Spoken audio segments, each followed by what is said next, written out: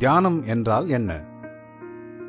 சாத்தியமானால் இடைவிடாது ஒரு விஷயத்தை பற்றி தொடர்ந்து சிந்திப்பதே தியானம் ஆகும். அது ஒரு முழுமையான எண்ணம். முழுமையான எண்ணம் என்றால் என்ன? தியானத்தின் கருத்து ஒரு முழுமையான எண்ணமாக இருப்பதால் அதை கிணறு தோண்டும் செயலுடன் ஒப்பிடலாம்.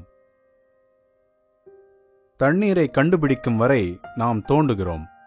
இது ஒரே கருத்தை தொடர்ந்து சிறிது நேரம் தக்க வைத்திருப்பதை குறிக்கிறது. நாம் கிணற்றை தோண்டும் போது என்ன நேரிடுகிறது? ஆரம்பத்தில் சில பாறைகளும் குப்பை கூளங்களும் வெளிவருகின்றன. பிறகு அடியில் புதைந்து கிடக்கும் பழைய பொருட்களும், பின்னர் பாறைகளின் அடுக்குகள் சிலவும் வெளிவரக்கூடும். அதன் பிறகு மணலும், இறுதியில் தண்ணீரும் வருகின்றன.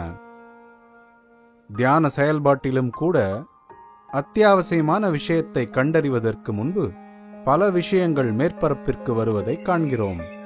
இதற்கு நமக்கு பொறுமை, முயற்சி மற்றும் நிச்சயமாக நேரம் தேவைப்படுகிறது. பொறுமையின்றி இந்த மாபெரும் முயற்சியில் வெற்றி கிட்டாது என்பதை காண்கிறோம்.